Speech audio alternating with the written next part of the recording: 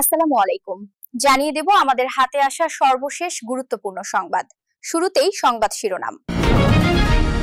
গোপনে প্রাণঘাতী মাদক মিশিয়ে দেয়া হচ্ছে ত্রাণে, গাজায় এবার উঠল ভয়াবহ অভিযোগ। এরপর জানিয়ে দেব অনেক হয়েছে, এবার নেতানিয়াহুকে অবশ্যই পদত্যাগ করতে হবে বললেন ইসরায়েলের সাবেক প্রধানমন্ত্রী বেনেট। তেহরানের এভিন কারাগারে ইসরায়েলের হামলায় ৭১ জন নিহত।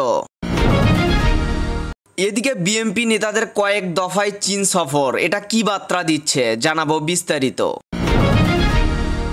ইসরায়েলের ঘুম হারাম করে এবার ট্রাম্প ইরানের প্রেমে পড়লেন, জানাবো বিস্তারিত।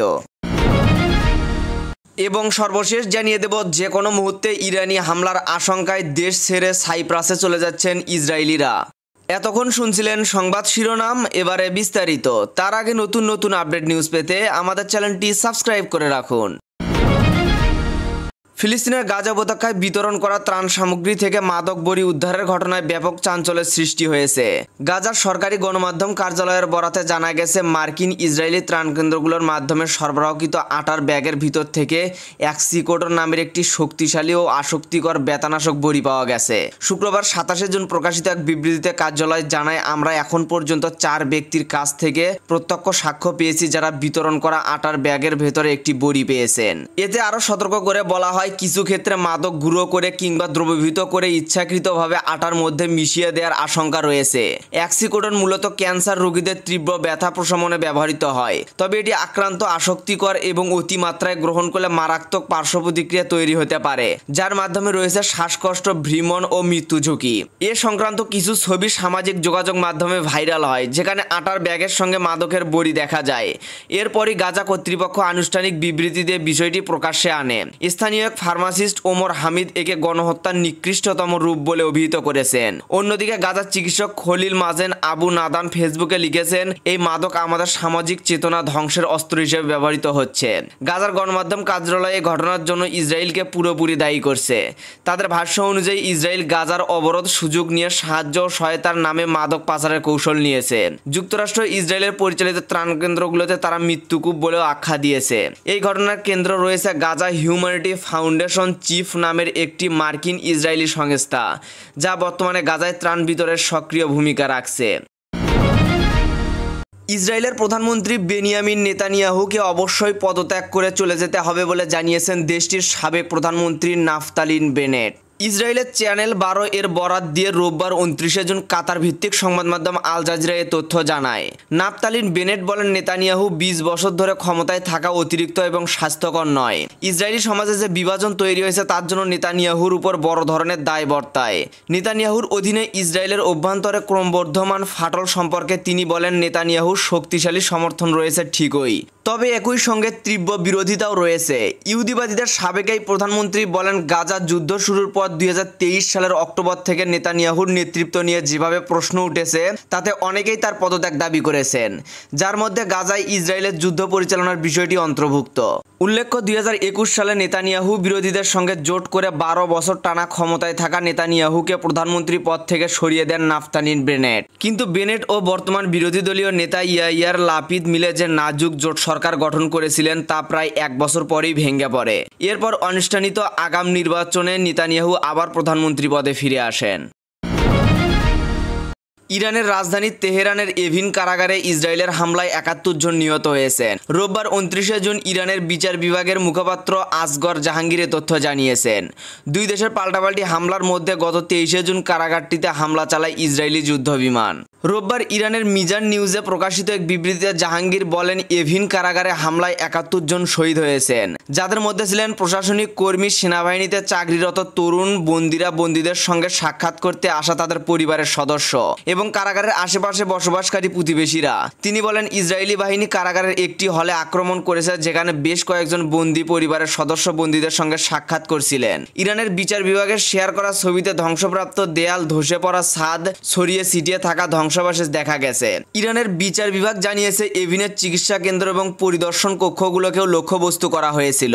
ইরান এর আগে এভিন কারাগারে হামলার কথা জানালেও কোনো হতাহতের কথা জানায়নি।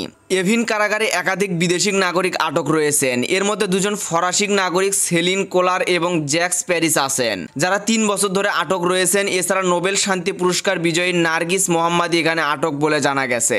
গত সপ্তাহে জাতিসংঘের মানবাধিকার মুখপাত্র থারমিন আল খেতাম বলেছেন, কারাগারে হামলা আন্তর্জাতিক মানবিক আইনের গুরুতর লঙ্ঘন। গত বছরের আগস্টে বাংলাদেশের আন্দোলনের মুখে আওয়ামী লীগ সরকারের পতনের পর থেকে এখন পর্যন্ত কয়েক দফায় চীন সফর করেছেন দেশের অন্যতম রাজনৈতিক দল বিএনপির বেশ কয়েকটি প্রতিনিধি দল। সম্প্রতি বিএনপির মহাসচিব মির্জা ফখরুল ইসলাম আলমগীরের নেতৃত্বে 10 সদস্যের একটি প্রতিনিধি দলের চীন সফর করেছে।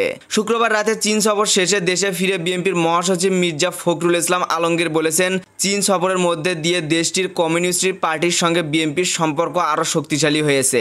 বিএনপি প্রতিনিধি দলের এই সফরটিকে রাজনৈতিক অঙ্গনে যথেষ্ট গুরুত্বের সঙ্গে দেখছে বিএনপির ওই প্রতিনিধি দলে ছিলেন দলটির স্থায়ী কমিটির সদস্য গানেশ্বর চন্দ্র রায়। তিনি বিবিসি বাংলাকে বলেন, সফরটি খুবই ভালো হয়েছে।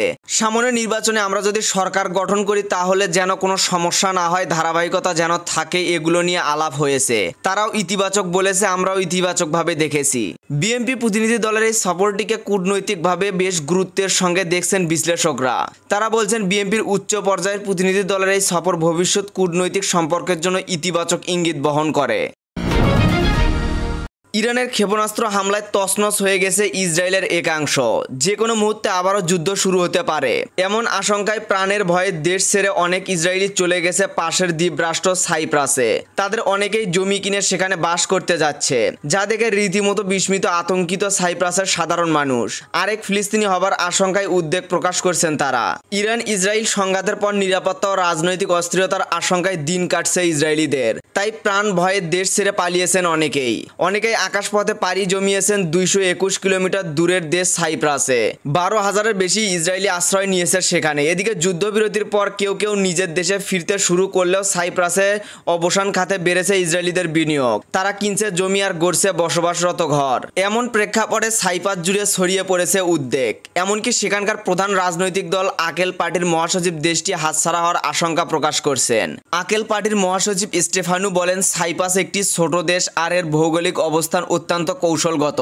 এখন যদি আমরা সতর্ক না হই, ভবিষ্যতে হয়তো নিজেদের জমিও নিজেদের হাতে আর থাকবে না। তিনি আরো বলেন, নিজ দেশেই হয়তো শরণার্থীদের মনে জীবন কাটতে হতে পারে তাদের। মধ্যপ্রাচ্যের ভূ রাজনৈতিক বাস্তবতায় হঠাৎ বড় পরিবর্তনের ইঙ্গিত মিলেছে। একদিকে যুক্তরাষ্ট্রের সঙ্গে ইরানের সম্পর্কের উষ্ণতা বাড়ছে, অন্যদিকে ঐতিহাসিক মিত্র ইসরায়েলের সঙ্গে যুক্তরাষ্ট্রের দূরত্ব দৃশ্যমান হচ্ছে। এমন পরিবর্তন কেবল 3 রাষ্ট্রের মধ্যে সীমাবদ্ধ নয়, বরং সমগ্র অঞ্চলের শক্তির ভারসাম্যে প্রভাব ফেলছে। প্রেস ও কূটনৈতিক সূত্র জানিয়েছে, যুক্তরাষ্ট্র ইরানের মধ্যে পর্দার আড়ালে আলোচনা চলছে। বিশেষ করে ওমান ও কাতার, সুইজারল্যান্ডের মাধ্যমে আলোচনার মূল বিষয় 3টি: ইরানের পরমাণু কর্মসূচি, আঞ্চলিক নিরাপত্তা এবং ইরানের উপর থাকা নিষেধাজ্ঞা আংশিক শিথিলতা। কিছু আন্তর্জাতিক সংস্থা দাবি করেছে, যুক্তরাষ্ট্র এমনকি ইরানের জন্য $30 বিলিয়ন একটি শান্তিপূর্ণ পারমাণবিক বিনিয়োগ প্রকল্প বিবেচনা করেছে, যদিও ট্রাম্প প্রশাসন তা প্রকাশ্যে অস্বীকার করেছে। তবে যুক্তরাষ্ট্রের এই ইরানমুখী দৃষ্টিভঙ্গি আরেকটি বড় কারণ ইরানের বিপুল প্রাকৃতিক সম্পদ। ইরান পৃথিবীর 2য় বৃহত্তম প্রাকৃতিক গ্যাস রিজার্ভের অধিকারী। বিশ্বব্যাপী জ্বালানি সংকটের মধ্যেই সম্পদ ইউরোপ ও যুক্তরাষ্ট্রের জন্য অন্যতম গুরুত্বপূর্ণ। এছাড়া ইরানের রয়েছে বিরল খনিজ যেমন লিথিয়াম, ইউরেনিয়াম ও কপার, যেগুলো আধুনিক প্রযুক্তি, গ্রিন এনার্জি ও সামরিক সরঞ্জাম তৈরির জন্য অপরিহার্য।